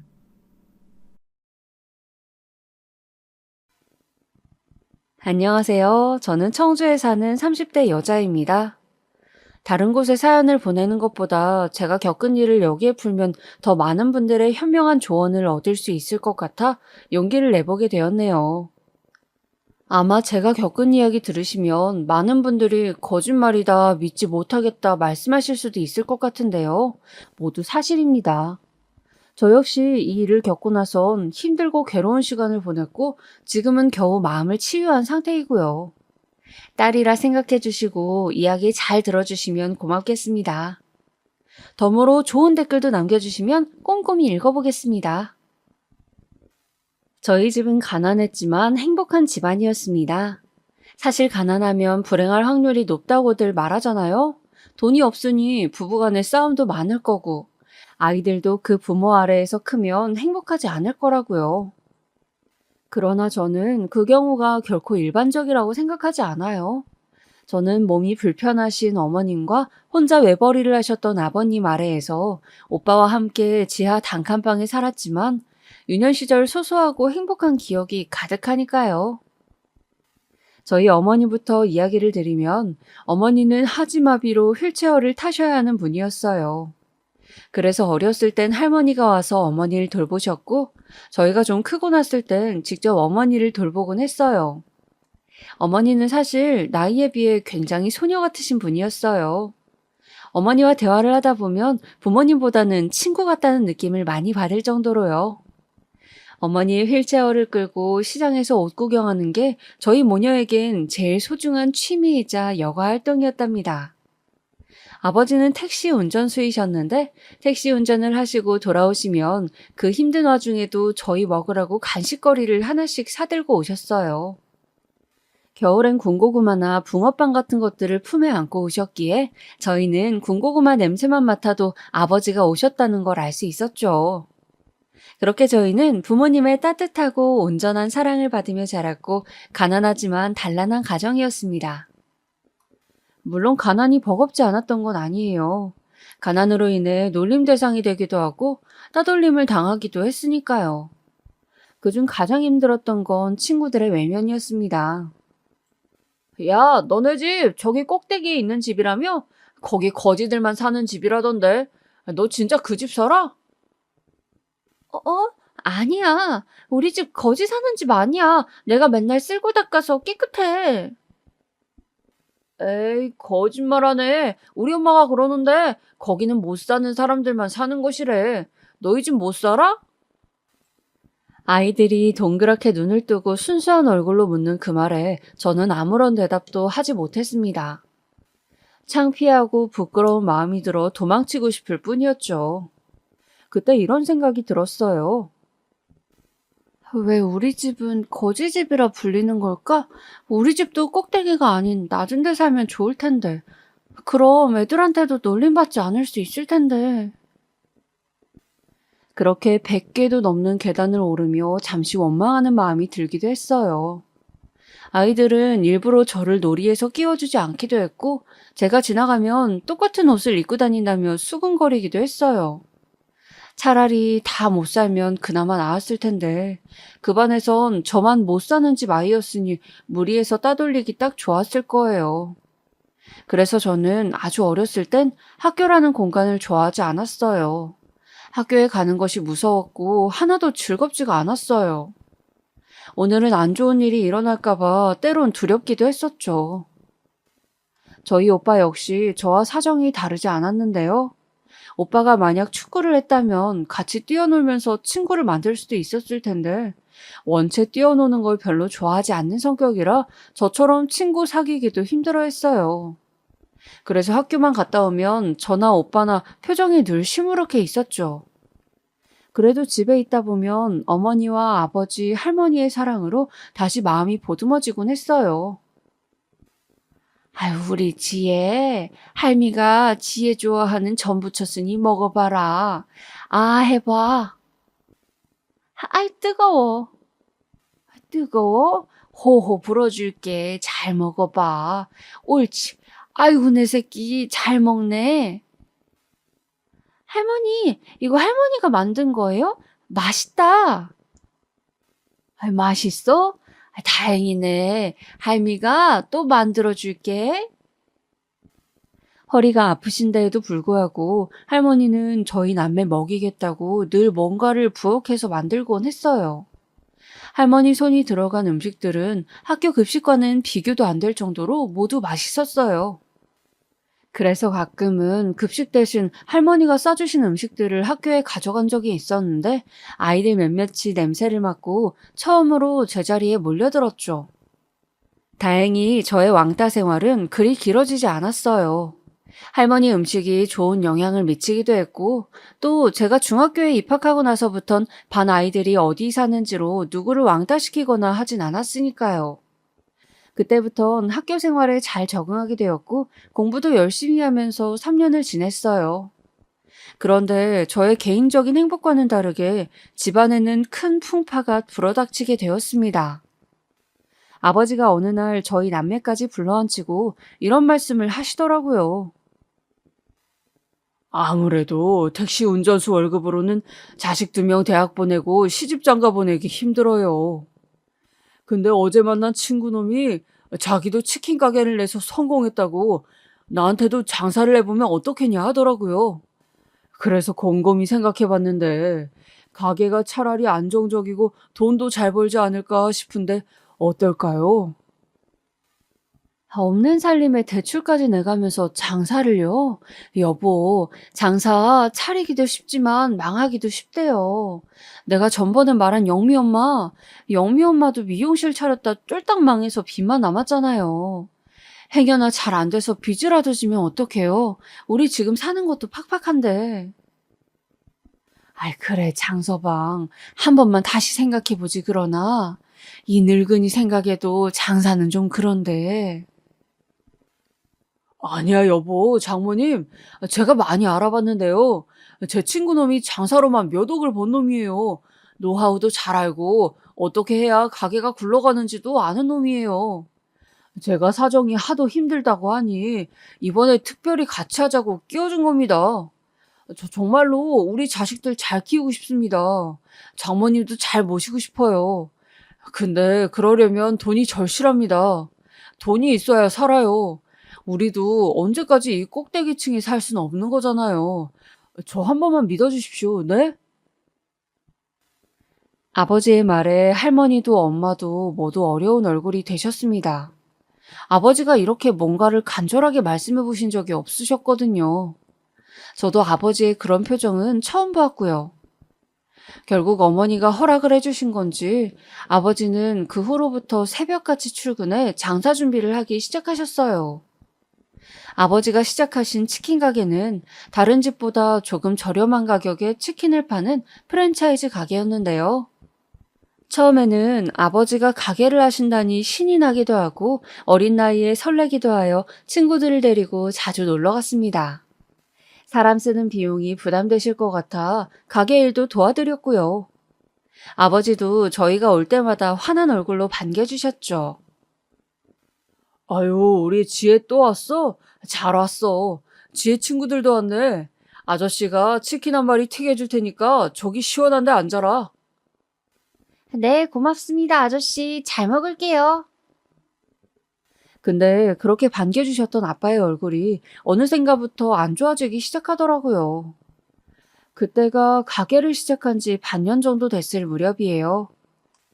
첫 3달까지는 가게에 손님도 많고 특히 저녁 장사가 잘 되어서 할머니까지 출동하셨을 정도로 북적거렸는데 이제는 텅텅 빈 구석에 선풍기만 맥 빠지게 돌아가고 있더라고요. 저나 오빠나 그때부턴 심각해졌습니다. 아버지가 이 가게에 얼마나 정성을 들이셨는지 열정적이셨는지 알고 있었기 때문이죠. 특히나 가족의 반대를 물리치고 대출까지 껴서 차린 가게였으니 그 자괴감과 죄스러움이 얼마나 크실지 상상이 갔습니다. 아버지는 더 큰 빚을 지지 않기 위해 결국 가게를 폐업하셨지만 차마 가족 앞에서 고개를 들지 못하셨습니다. 미안하다. 내가 죄인이다. 내가 미안해. 아버지는 그 말씀을 하시며 어머니 앞에서 엉엉 우셨고 할머니는 그런 아버지를 말없이 토닥이셨을 뿐이었죠. 저도 그날이 기억이 납니다. 몰래 이불을 뒤집어 쓰고 아버지의 울음을 따라 함께 울었거든요. 마음으론 힘내라고 말씀드리고 싶었는데 그마저도 아버지께 짐이 될까봐 말하지 못하고 그저 속이 상해 눈물만 토해냈습니다. 다행히 아버지는 어떻게든 빚을 갚고 다시 시작해야겠다고 생각하셨는지 금방 기운을 차리셨어요. 그러면서 막노동도 하시고 가끔 시간이 날 땐 대리기사 일도 하시면서 계속 돈을 버셨습니다.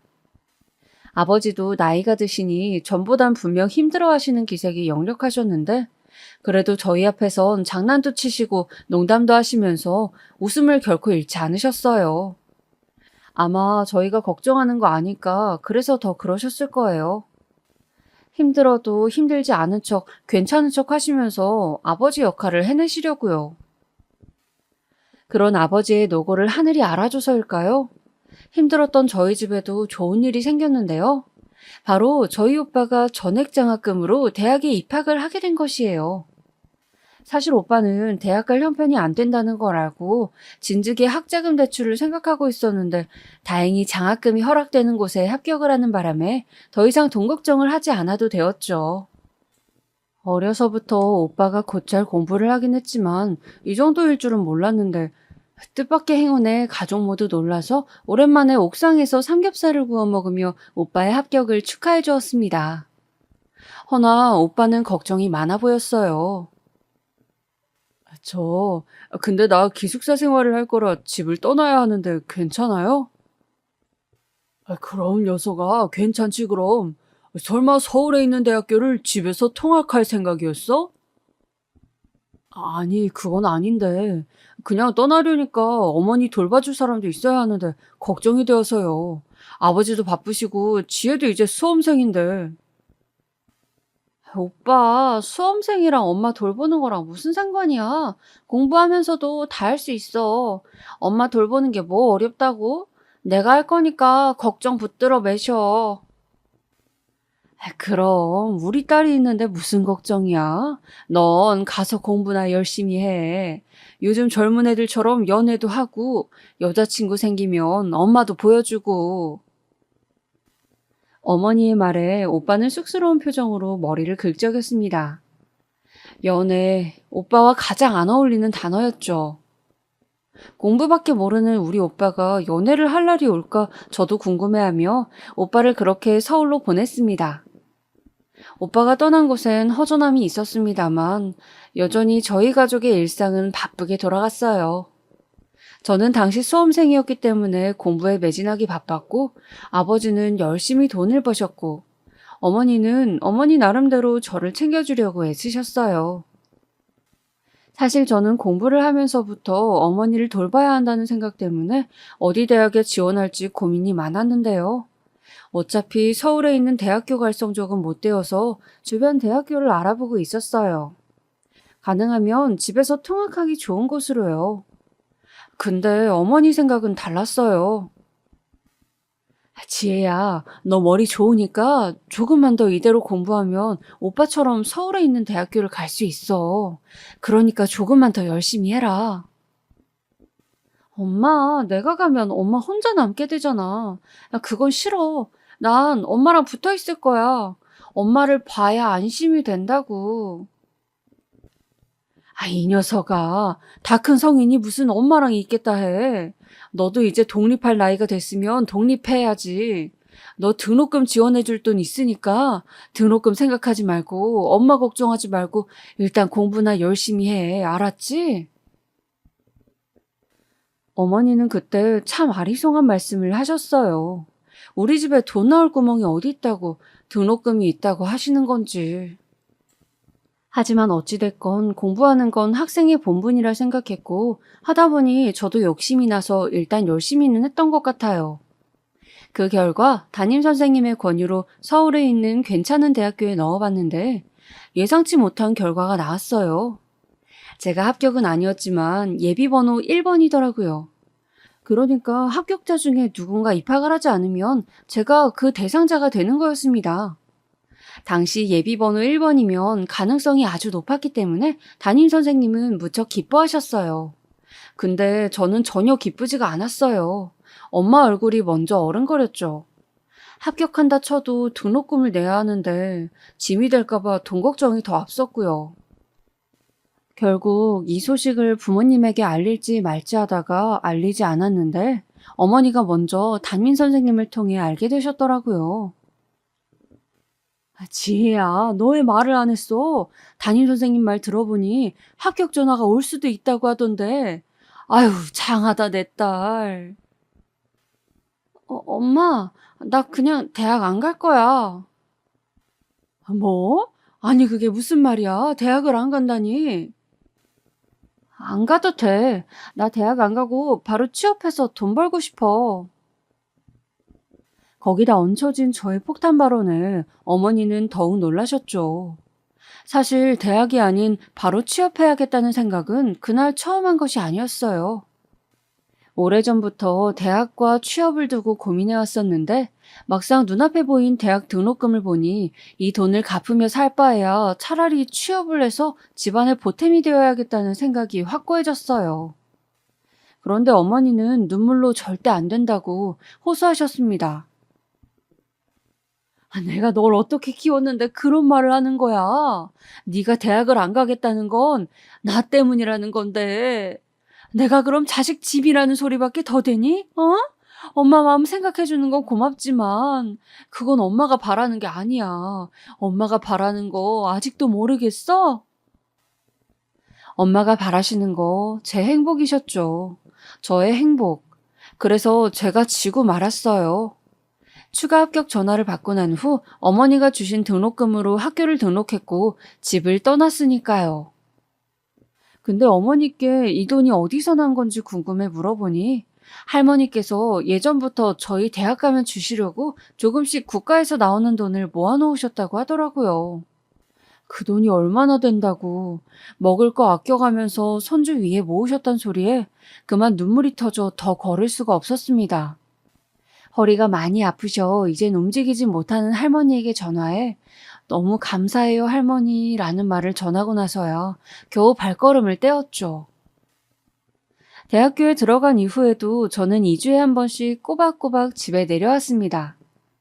어머니를 보기 위해서였죠.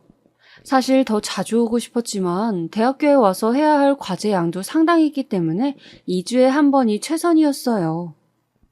고향으로 내려가는 시간은 지루하긴 했지만 가족을 본다는 생각을 하면 버틸만 했어요.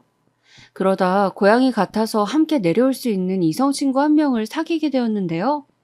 그 남자애 역시 저희과 사람이었고 2주에 한 번 정도 고향에 내려오는 친구라 거리낌 없이 동행하게 되었어요. 너 아니었으면 가는 길이 좀 외로웠을 것 같은데 친구 생겨서 좋네.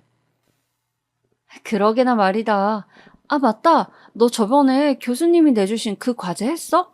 아직 안 했으면 나 보여주면 안 돼? 가이드라인이 없어서 헷갈려. 그래, 자, 여기. 더군다나 그 남자애는 성격도 좋았고 친절했어요. 왜 그런 스타일 있잖아요? 누구에게나 친절하고 잘해주는 스타일. 거기다 외모도 훈훈했기에 학교 내에서 인기가 많았죠. 저는 그런 남자애와 2주에 한 번씩 만나 같이 고향에 내려갈 수 있다는 게 나름 행운이라고 생각했어요. 가는 동안 휴게소에 들려 맛있는 것도 사 먹고 돌아올 땐 노래방도 가는 등 같이 시간을 보낼 수 있었으니까요. 그런데 어느 날 갑자기 저를 잡고 충격적인 말을 하더라고요. 너는 근데 안 그렇게 생겨서 눈치가 되게 없다. 내가 너 좋아하는 거 모르겠어? 나 지금까지 티 엄청 냈는데 티 안 나? 어? 네가 날 좋아한다고? 왜? 순간 너무 당황스러워 왜라는 말부터 튀어나갔습니다. 제가 얼굴이 이쁜 것도 아니고 딱히 잘난 것도 없는데 평범한 저를 왜 좋아하는지 이해가 안 되었으니까요. 근데 제 말에 그 남자애는 더 어처구니 없단 표정으로 그러더군요. 왜라니? 네가 이쁘니까 그러지. 처음 봤을 때부터 이쁘다고 생각했어. 그래서 일부러 너 따라 고향 내려간 거고. 정말? 나 원래 집 잘 안 내려가. 너 때문에 간 거야. 그게 바로 그 남자의 첫 고백이었고 저희 연애의 시작이었습니다. 마음이 없지 않았던 저도 단번에 고백을 수락했고 저희는 그렇게 알콩달콩 남들이 하는 연애를 시작하게 됐어요. 저는 사실 이 남자가 첫연애라 낯설고 뭘 해야 하나 잘 몰랐는데 이 남자는 저와 다르게 연애 경험이 많아서 능숙하더라고요. 어수룩한 저를 잘 이끌어주고요. 덕분에 저도 연애의 맛을 알아가기 시작했죠. 그리고 이 소식을 알면 제일 좋아하실 어머니에게도 남자친구가 생겼다고 자랑했습니다. 역시나 어머니는 한번 데려오라며 난리였어요. 알았어. 언젠가 꼭 보여줄게. 꼭이야, 꼭. 우리 딸 남자친구 너무 궁금하네. 잘생겼어? 만나보면 알지. 기대해. 근데 연애를 하니 너무 죄송하게도 가족에게는 소홀해지게 되었습니다. 오빠랑은 같은 서울에 살아서 종종 만나 저녁도 먹기도 했는데 아무래도 지방 사는 어머니와 아버지를 한번 만나러 가면 하루에서 이틀 정도를 쓰게 되니 그 시간에 자꾸 데이트를 하게 되더라고요. 심지어 그렇게 갈게 하면서 거의 2달 가까이를 가지 못한 적도 있었어요. 어머니는 괜찮다고 하셨지만 괜히 죄책감이 들었죠. 그리고 전 몇 달 후 이 일을 두고두고 후회하게 되었는데요. 어느 날 아버지로부터 전화가 왔습니다. 아버지는 잠깐 고향에 내려올 수 없냐고 물으시더라고요. 어머니의 휠체어 바퀴가 빠지면서 언덕을 구르셨는데 그 바람에 크게 다치셨다고 하더군요. 뭐라고? 엄마가? 심각한 건 아니니까 천천히 와라. 하지만 천천히 갈 수가 없었어요. 어머니 소식에 저는 학교가 끝나자마자 불이 나게 병원으로 달려갔고, 직접 본 어머니의 상태는 아버지의 말과 달리 심각하셨어요. 여기저기 상처가 너무 많았고, 심지어 어머니 본인도 꽤 아파하고 계셨습니다. 저는 엄마를 부르며 주저앉았고, 어머니의 다독임에 간신히 진정을 했죠. 하지만 더 걱정이 있었으니 어머니를 당장 간호할 사람이 아버지밖에 없다는 거였어요. 아버지는 매일같이 일을 나가셔야 하는데. 근데 오빠가 제 생각을 눈치챘는지 먼저 그러더군요. 내가 당분간 여기서 어머니 돌보기로 했으니까 너는 돌아가. 오빠 학교는? 나 잠시 휴학했어. 돈도 벌 겸. 등록금 말고도 기숙사에서 생활하면서 드는 생활비가 있잖아. 그거 해결하려고 과외하고 아르바이트 했는데 아무래도 학교 생활하면서 하는 건 한계가 있더라. 그래서 이왕 돈 버는 거 한 학기 휴학하고 많이 벌려고. 어쨌든 오빠가 여기 집에서 살면서 엄마 간호할 수 있으니까 너는 걱정하지 말고 가도 돼. 아이, 오빠가 그래준다니 너무 고마운데. 그럼 오빠 돈 버는 건? 한 학기 휴학한다 했잖아. 넉넉해. 여기서 엄마 간호 충분히 하고 다시 서울 가서 돈 벌어도 돼. 오빠는 걱정 말라며 끝까지 저를 안심시켰어요. 덕분에 저는 서울로 다시 올라갈 수 있었고, 계속 엄마 걱정이 되긴 했지만 오빠와 문자를 주고받으며 마음을 가라앉히곤 했습니다. 우리 오빠지만 그때 참 듬직하다는 생각이 들었어요. 늘 알게 모르게 조용히 가족을 위해 희생해 주었던 오빠. 남들은 오빠랑 싸우기도 많이 싸운다고 하는데 어렸을 때부터 그저 우애 좋게 지냈던 걸 생각하면 아마 오빠가 저를 많이 배려해주고 이해해 주었을 거란 생각이 들더라고요. 어렸을 땐 몰랐지만 말입니다. 학교에 돌아와선 남자친구가 역시 이 일을 많이 걱정해 주었어요. 옆에서 위로도 해주고 어머니 나으시면 얼른 보러 가자는 말도 했었죠. 그리고 바로 시험 기간이 닥쳤기 때문에 저는 오빠와 어머니를 뒤로하고 열심히 공부에만 매진했었습니다. 당시 저에겐 성적장학금이란 목표가 있었는데요. 할머니 돈을 조금이라도 덜 쓰고 제 힘으로 해결하고 싶었기에 남자친구가 말릴 정도로 공부만 죽어라 팠어요. 하지만 그러던 중 너무 충격적인 제 인생에서 결코 잊을 수 없는 일이 터지고 마는데요. 불현듯 새벽에 문자 하나가 와 있었습니다. 당시 저는 시험 기간이라 새벽까지 공부를 했기에 깨어 있었고요. 문자의 내용은 이번에도 아버지로부터 온 것이었어요. 지혜야, 오빠가 많이 위급하구나. 이 한마디였습니다. 어머니가 다치셨을 땐 심각한 거 아니라고 하던 아버지께서 위급하다는 말씀을 하셨습니다. 그 순간 거대한 망치로 맞는 듯한 충격이 가해졌어요. 도착했을 땐 오빠는 수술실에 들어가 있었고 어머니와 아버지께선 기도를 하고 계셨어요. 그때 저는 알았습니다. 오빠의 상태가 무척 심각하다는 것을 몸으로 체감했습니다. 아버지는 저를 보자마자 침착하려 애쓰시며 사고를 설명해 주셨어요. 네 오빠가 엄마 휠체어를 끌고 산책 중이었는데 어떤 아이가 빨간불에 횡단보도를 건너려 했나 봐. 근데 마침 버스가 오고 있고 그래서 네 오빠가 아이를 막으려고 혼자 뛰어나가다가 그만 차 바퀴에 다리가 깔렸단다. 그래서 수술 중이란다. 애쓰시려 하는 아버지 목소리맨 떨림이 가득했습니다. 그리고 뒤이어 어머니는 울음을 터뜨리시며 말씀하셨어요. 다 나 때문이다. 내가 산책만 나가지 않았어도 이런 일이 없었을 텐데.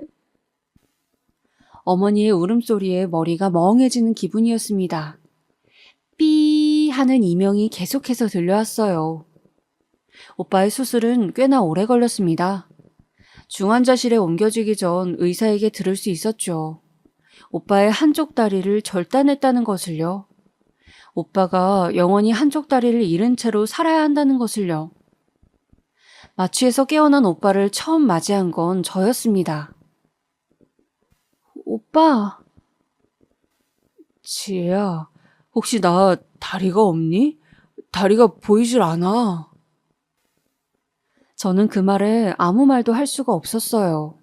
그저 울기만 했고 오빠는 그제야 알아챈 듯 했습니다. 오빠는 망연자실한 얼굴로 자신의 없어진 다리를 바라보았습니다. 제가 오빠라고 부르자 울음을 겨우 삼키는 모습을 보였죠. 그리고 제가 이 소식을 어머니와 아버지에게 전하자 어머니는 오열하셨고 아버지는 그저 고개를 떨구셨습니다. 오빠는 치료 과정 내내 무척 아파했습니다. 다리가 절단되었음에도 불구하고 계속 다리 부근의 통증을 느꼈는데 그 통증이 심한 나머지 진통제를 맞아야 했습니다. 또한 다리가 썩지 않기 위해 하루에 2번 정도까지도 소독을 해야 했는데 비명까지 지르며 아파했어요.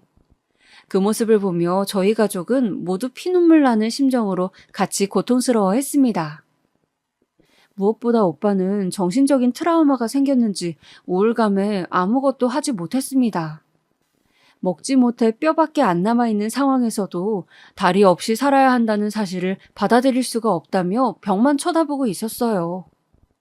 정신과 치료를 받아도 그대로였죠. 오빠 제발 괜찮아. 한쪽 다리로라도 살 수 있어. 이렇게 말하고 싶었지만 오빠에겐 이 위로마저 그저 참혹하게 느껴질 것 같아서 더더욱 말할 수가 없었습니다. 그나마 이런 상황에서 힘이 되어주었던 건 아버지였습니다. 아버지는 장애를 앓으시는 어머니를 겪으시고 이제 또 장애인이 된 아들까지 둔 상황이셨지만 그럼에도 희망을 놓지 않으셨습니다. 가족이 다 같이 아파하는 건 원하지 않는다고 저라도 건강하고 힘내야 한다며 늘 저를 꼭 안아주시곤 했어요. 아마 아버지가 아니었더라면 우리 가족 모두 너무나 힘들어했을 겁니다. 그렇게 오빠가 일반 병실로 옮겨지고 다시 집으로 돌아가기까진 6개월 정도가 걸렸어요. 저는 휴학을 하고 오빠를 계속 집에서 돌보았습니다. 씩씩하고 의젓하던 오빠가 우울증으로 말도 잃고 아무것도 못하는 모습을 계속 지켜볼 수가 없었어요. 그래서 일부러 오빠 옆에서 제잘제잘 말도 걸고 의족차고 걷는 연습도 시키곤 했습니다. 오빠, 오늘 밤 공기가 무지 좋아. 우리 한 번만 걷자, 어? 나가기 싫어. 다리 아파. 그래도 내가 이렇게 부탁하는데 싫어? 한 번만. 오빠를 어떻게든 밖으로 끌어내기 위해 많이 노력했어요. 오빠를 끌어내야지만 오빠가 망가지지 않고 살 수 있을 것 같았어요. 또 의족을 차고 걷는 것에도 꽤 많은 연습이 필요했기에 옆에서 오빠가 넘어질 것 같으면 붙잡아주며 그렇게 오빠와의 시간을 보냈었어요. 이때 아버지와 어머니도 오빠와 함께 하셨습니다. 오빠 잘하고 있어. 조금만 이쪽으로 걸어와봐. 힘들다. 많이 힘들었지? 여기 음료수 마셔봐. 아이고, 잘했다, 우리 아들. 어제보다 훨씬 잘 걷네. 어머니께선 자기도 장애인이 된 마당에 오빠까지 장애인이 되었다며 남모르게 정말 많이 우셨지만 적어도 오빠 앞에선 울지 않으셨어요. 오빠가 슬퍼하는 걸 원하지 않았기 때문에 강인한 모습을 택하신 거였죠. 그래도 얼마나 속으로 많은 눈물을 삼키셨을지 생각하면 아직도 가슴이 미어지죠. 오빠는 다행히 가족들의 노력과 사랑으로 다시 일어섰습니다. 마치 걸음마를 배우는 아이처럼 처음엔 넘어지고 허둥거리고 정신도 온전치 못했지만 어느 순간부턴 의족에 적응도 했고 다시 사회에 나가고 싶단 말도 했습니다. 그러던 어느 날 오빠가 이런 말을 하더라고요. 나 사회복지 쪽으로 전공을 바꿔서 공부를 해보려고. 자격증도 그쪽으로 따고. 사회복지? 내가 장애인이 되어보니까 깨달은 게 많아. 내 경험을 바탕으로 공부를 하면 장애인분들에게 더 많은 도움이 될 것 같아. 그때 오빠는 참 멋졌습니다. 자기가 당한 사고만으로도 분명 억울하고 분할 텐데도 이걸 이겨내어 이젠 다른 사람들을 돕는 걸로 승화시키다니. 나라면 과연 저런 상황에서 오빠 같은 선택을 할 수 있었을까 하는 의문마저 들었습니다. 어찌됐든 오빠는 의족을 차고 다시 학교로 돌아갔고 전공을 바꿔 다시 공부를 시작했어요. 그리고 저는 학교를 다시 복학해 졸업까지 했고요. 남자친구와 저 모두 직장을 구해 무사히 취직을 할 때까진 다행히 집안엔 별일이 없었습니다. 오빠의 사고 이후론 새벽에 문자나 전화가 무섭고 혹시나 무슨 일이 생기는 건 아닐까 하는 불안을 달고 살았거든요. 그런데 직장에 취직해 안정적으로 자리를 잡고 나니 남자친구가 슬슬 결혼 이야기를 꺼내더라고요. 우리 사귈 만큼 사귀었고 만날 만큼 만났는데 이제 슬슬 서로 부모님도 뵙고 같이 사는 건 어때? 딱히 거창하진 않았고 자연스럽게 이야기하다 나온 대화였어요. 저 역시 남자친구와 오래 사귀면서 이 사람이라면 결혼해도 되겠다 정도의 신뢰를 가지고 있었기 때문에 그러자고 하곤 그때부턴 결혼 준비를 시작했죠. 다만 돈을 조금 더 모아놓고 결혼을 하고 싶었기 때문에 1년 후로 날짜를 바꾼 결혼을 준비해 나갔습니다. 결혼 준비는 딱히 스트레스 받거나 어렵진 않았던 것 같아요. 결혼식에 대한 환상 같은 게 없는지라 인터넷으로 이런저런 정보를 알아가며 조촐한 결혼식을 준비했거든요. 어쨌든 두 사람이 마음이 맞아 하는 결혼이니 가족들과 가까운 지인들 정도만 모셔놓고 하고 싶었습니다. 남자친구도 이에 동의했고요. 근데 예비시댁에서 이 문제를 가지고 반대하고 나왔는데요. 남자친구가 조그맣게 결혼식을 올린다고 하자 버럭 화를 내셨다는 겁니다. 아니, 내가 지금까지 결혼식 다니느라 쏘아붙은 돈이 얼만데 뭐? 스몰 웨딩? 나는 지금까지 쏘아붙은 축의금 다 걷어야 한다. 그러니 스몰 웨딩은 절대 안 돼. 남자친구가 저희의 결혼이니 마음대로 하게 해달라고 했지만 그럼에도 안 된다고 끝끝내 고집을 부리셨다고 하더군요. 심지어 예비 시어머니는 저에게 전화까지 오셨습니다. 저기 내가 듣기로는 요즘에 스몰 웨딩인지 그것도 돈이 꽤 든다는데 그럴 바엔 크게 하는 게 어때요? 우리 애한테 들었겠지만 내가 걷어야 할 돈도 있거든. 부탁 좀 할게요. 아, 네, 알겠습니다, 어머님. 예비 시어머니라는 분이 저에게 직접 저렇게 전화까지 걸어 말씀하시는데 감이 안 된다고 말할 수가 없었어요. 그래서 저희는 바로 스타일을 바꿔 예식을 진행했습니다. 그리고 상견례도 서둘러 잡으라는 말에 상견례까지 속전속결로 예약했습니다. 아마 그때부터 조금씩 일이 헝클어진다는 느낌을 받았던 것 같아요. 대망의 상견례 날 저는 최대한 단정한 옷을 입고 어머니와 아버지, 오빠와 함께 상견례장으로 들어갔습니다. 어머니도 상견례라 하니 소녀처럼 설레하셨고 오빠도 마찬가지였어요. 오히려 제가 가장 담담했던 것 같아요. 그런데 상견례장에 들어온 순간 예비 시어머니와 시아버지가 일단 무척 놀라셨습니다. 정확히는 저희 오빠와 어머니를 보고서죠. 시어머니는 휠체어에 시선을 한 번, 오빠의 의족에 한 번 시선을 두더니 입을 다물지 못하더라고요. 안녕하세요. 네, 앉으시죠. 그때까지만 해도 저는 남자친구가 당연히 저희 집안에 대해 대충은 말했을 거라 생각해서 왜 당황해 하시는지 이해할 수가 없었습니다. 근데 남자친구 표정을 보니 알겠더라고요. 말하지 못했다는 것을요.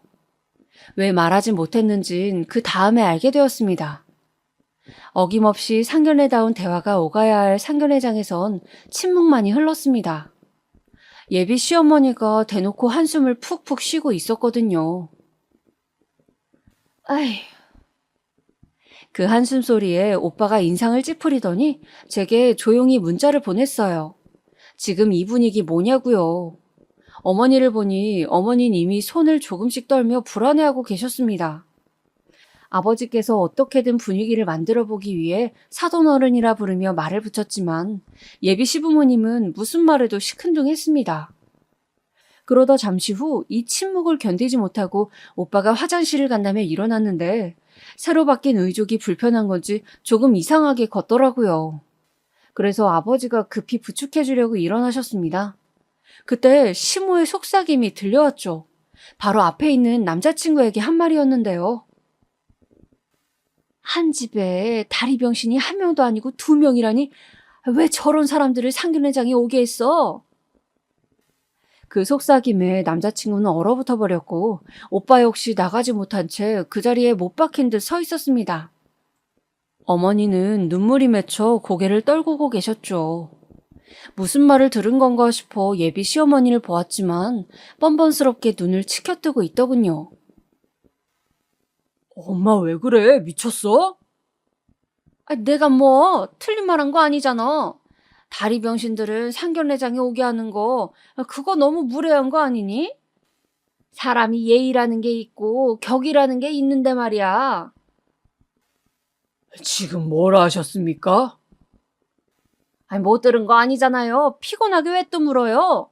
그러니까 예의를 좀 지키시지 그러셨어요. 딸 앞에 두고 민망스럽지도 않아요? 참 우리 집안 체면도 있는데 솔직히 말해 겸상하는 것도 짜증나네요. 그 순간 충격적인 일이 벌어졌죠. 아버지께서 시어머니의 멱살을 붙잡으셨고 뺨을 올려붙이셨습니다. 예비 시어머니가 정신을 못 차리고 비명을 지르시자 가래침까지 모아 뱉으셨고요. 아버지의 행동에 저희 가족도 잠시 놀랐습니다만 아버지가 나가자며 문을 열자 이내 다 같이 밖으로 걸어 나갔습니다. 저는 가장 먼저 가족들에게 사과부터 했습니다. 엄마, 아빠, 오빠 모두 미안해요. 나 때문에 이런 일을 겪었네요. 아니다. 네가 미안할 게 뭐 있어? 저 사람들이 이상한 거다. 넌 잘못한 거 하나 없어. 아버지께선 그저 저를 꼭 안아주시며 괜찮다고 말씀하셨습니다만 마음속에 죄책감이 가라앉지 않고 출렁거렸어요. 거기다 남자친구는 하루 종일 제게 전화를 하여 만나달라 사정했습니다. 허나 이미 마음이 돌아서 버릴 만큼 돌아선 저는 단도직입적으로 말했어요. 가족과 인연 끊을 자신 없으면 여기서 끝내는 게 맞다고요. 그 말에 남자친구는 아무 말도 못하더라고요. 저 역시 오랜 시간 정들여 사귄 사람인데 이렇게 끝나는 게 아쉽고 안타까웠어요. 하지만 어쩔 수 없더라고요. 그 사람 가족과는 절대 한 가족으로 엮일 수 없었으니까요. 그런데 그 후 예비 시어머니가 될 뻔했던 여자가 저를 찾아왔더라고요. 다시 받아달라면서 말입니다. 이유를 물었더니 자기 아들이 상사병에 걸려 저를 찾고 있는데 가족과 인연이라도 끊을 것 같답니다. 그 말에 대꾸 없이 돌아섰어요. 남자친구가 아픈 건 가슴 아픈 일이지만 저희 가족 역시 만만치 않게 그 여자 말에 상처받았으니 대가를 받아야 한다면 받아야겠죠. 하지만 그 여자는 끈질기게 제가 다니는 직장까지 찾아왔어요. 예, 내가 다시 한번 부탁하마. 너 우리 아들이랑 안 보고 살 수 있니? 쉽지 않을 거 아니야.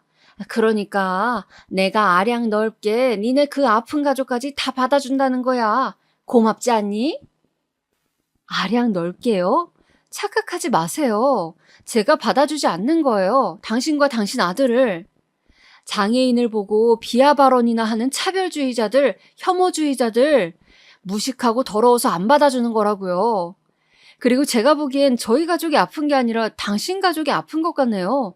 정신이 병들고 썩었으면 그게 아픈 거지 뭐예요? 뭐야? 정신이 어쩌고 저째? 너 말 다 했니 지금? 이게?